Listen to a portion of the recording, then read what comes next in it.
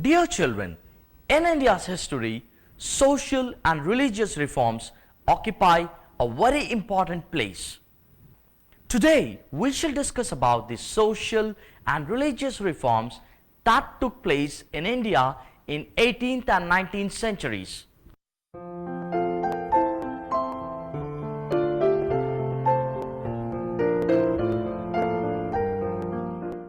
The Christian missionaries had come in India to spread Christianity. They used to criticize other religions and persuaded people to adopt Christianity. They also established many educational institutes, hospitals, and orphanages for the poor and needy. The Hindu and Muslim leaders tried to defend their religion and prevent the spread of Christianity. This resulted in many debates and discussions. The Europeans had already introduced the printing press, so the common people could now easily read all about these debates and other issues related with the country through newspapers and books. Books written in Sanskrit, Tamil and Telugu were being translated into English, and now whole world was becoming aware of the rich culture and tradition of India. Several European scholars studied the ancient literature of India. They translated them and published them in books. These scholars were known as Orientalists because they studied the books of Eastern countries. So, this was the time when East was getting influenced by the ideas of the West, and the West was getting influenced by the ideas of the East.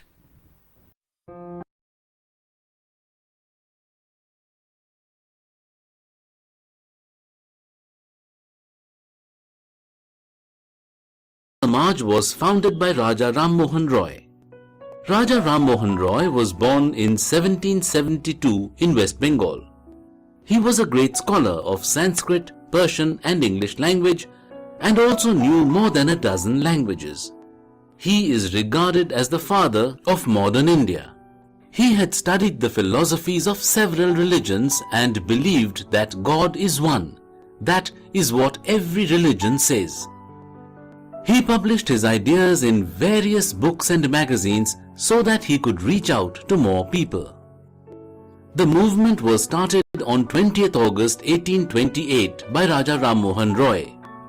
He opened a place for public worship, Brahma Sabha, One God Society in Kolkata. The main aim of those who followed Brahma Samaj was to eradicate all inequalities from the society. Raja Ram Mohan Roy was also instrumental in the abolition of the Sati Pratha, a practice in which the widow was forced to sacrifice herself on the funeral pyre of her husband. After the death of Raja Ram Mohan, Brahma Samaj movement was led by Devendranath Tagore and Keshav Chandra Sen. In 1867, Prarthana Samaj was formed in Bombay. It was started by R.G. Bhandarkar and M.G. Ranade, who were influenced by the ideas of Keshav Sen. Kandakuri Veerasalingam also started social and religious reforms based on Keshav Sen's ideas. Sri Ramakrishna Paramahansa was a popular saint of India. He had a strong faith in the existence of God. He regarded every woman of the society, including his wife Sarada, as Holy Mother. Swami Vivekananda was one of the prominent disciples of Ramakrishna, who later formed the Ramakrishna Mission. The aim of Ramakrishna Mission was to revive and reform the Hindu religion and to engage in social work and social service for national reconstruction. Swami Vivekananda was a devoted disciple of Ramakrishna Paramahans. He delivered an inspiring speech at the Parliament of the World's Religions at Chicago on 11 September 1893, where he introduced Hindu philosophy to the West. But this was not the only contribution of the saint. He taught how a nation with people of different castes and creeds and color can be bound together by a feeling of humanity and brotherhood. He wanted the Ramakrishna Mission to set up hospitals, schools, orphanages and help the poor and needy people of the society. Saving तो हम सब करते हैं,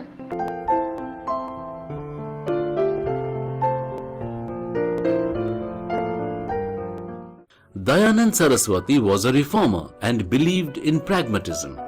He preached against many rituals of the Hindu religion such as idol worship, caste by birth, animal sacrifices, and restrictions of women from reading Vedas. He was not only a great scholar and philosopher, but also a social reformer and a political thinker. After his death, his followers in Punjab set up the Dayanand Anglo-Vedic School to educate children in modern subjects. They also set up Gurukul Kangri University in Haridwar. Just like the Hindus, the Muslims also were struggling against the orthodox practices in their religion. Most Maulvis or Muslim priests were opposed to the Western education. The Muslim reformers wanted the new generation Muslims to understand, read and adopt Western education and change with the changing times. The most notable of the Muslim reformers was Syed Ahmad of Uttar Pradesh. He was highly impressed by modern knowledge and worked all his life to merge it with Islam. He also warned against narrow-mindedness and rigid customs of the religion. He asked the people to be broad-minded and tolerant. The liberal, social and cultural movement started by Syed Ahmed Khan among the Muslims is known as the Aligarh movement as it started in Aligarh. The Anglo-Oriental College was the center of this movement. It aimed at promoting modern education among Muslims without losing touch with Islam. It became the central educational institution for Indian Muslims. He wanted women to be educated and advocated the removal of the parda. He was also against polygamy or multiple marriages by Muslim men. He established Mohammedan Anglo-Oriental College, MAO, in Aligarh in 1875 to familiarize the Muslims with the scientific knowledge of West and modern culture. Today, women enjoy most of the rights that are enjoyed by men. They have the right to be educated, to work and to vote. They have the same status as that of the men in the society. But 200 years ago, the situation was different. Women were not allowed to go for higher studies. They were married off early and people thought that their sole purpose of life was to rear kids and look after the husband and his family. They had no right to speak or move out in public without parda. They had no right over the property. Widows were either forced to perform sati or live a pitiful life. Because of Raja Ram Mohan Roy's efforts, sati was banned in 1829. Because of another social reformer, Ishwar Chandra Vidyasagar, widow remarriage law was passed in 1855, which made the marriage of widows legal. Vidyasagar also fought against child marriage and polygamy. He also set up many educational institutes for the girls.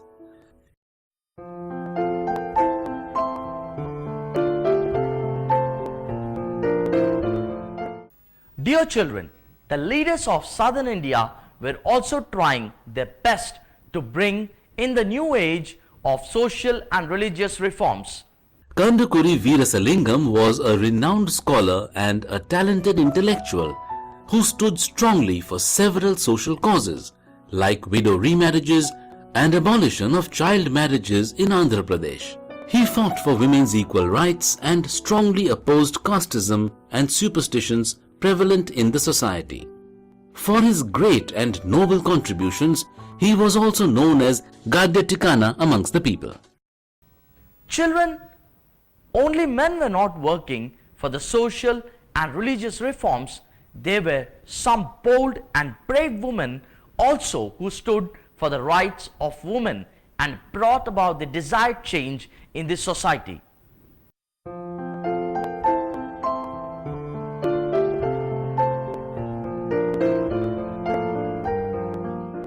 Not many of us know of this great lady who was the first female teacher of the first women's school in India.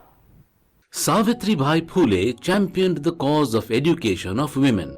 Despite being an illiterate, married at the age of 9.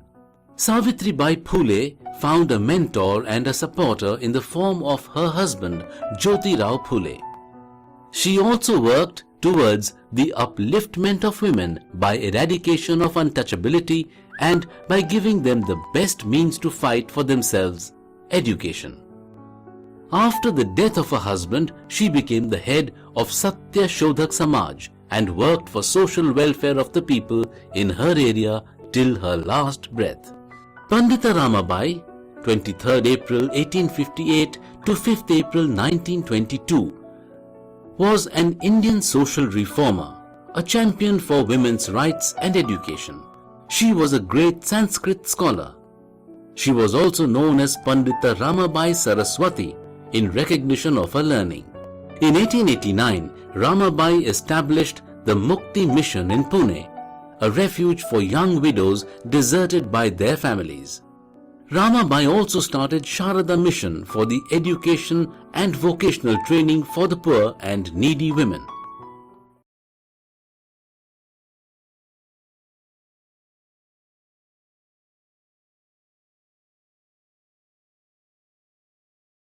Many Muslim women like Begums of Bhopal and Begum Rokeya Shakhawat worked for the rights of Muslim women.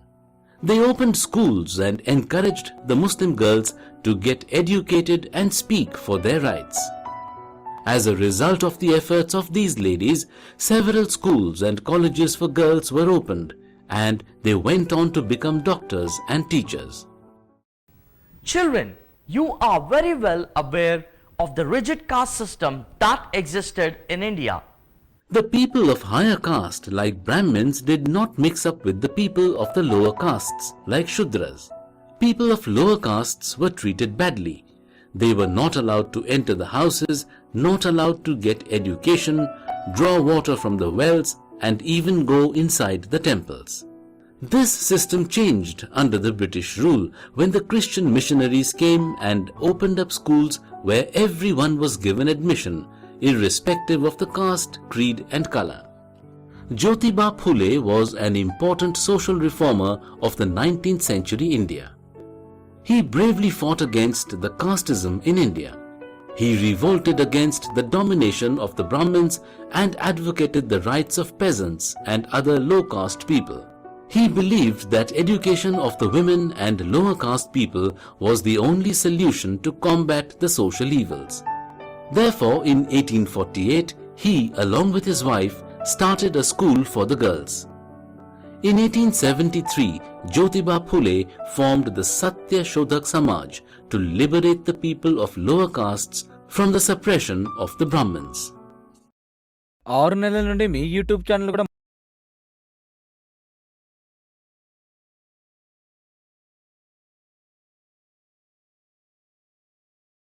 Narayana Guru was a Hindu saint and social reformer of India. The Guru was born into an Erava caste that was hugely mistreated by the people of the upper castes.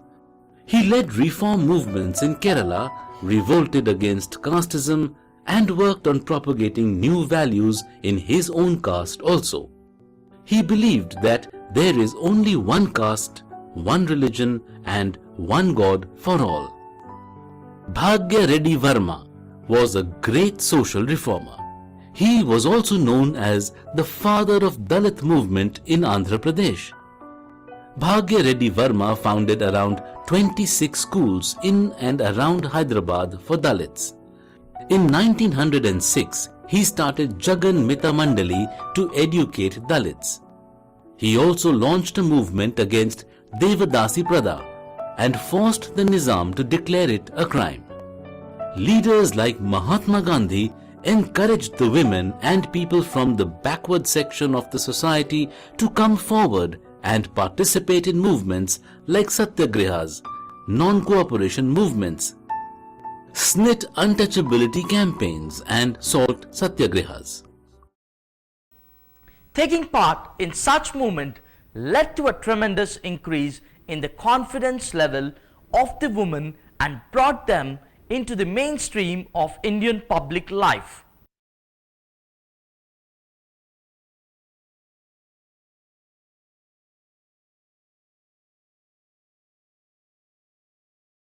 Dr. Ambedkar was the main architect of the Indian Constitution. He was born in a very poor, low-caste family of Madhya Pradesh. He studied in USA and went on to become a professor of law.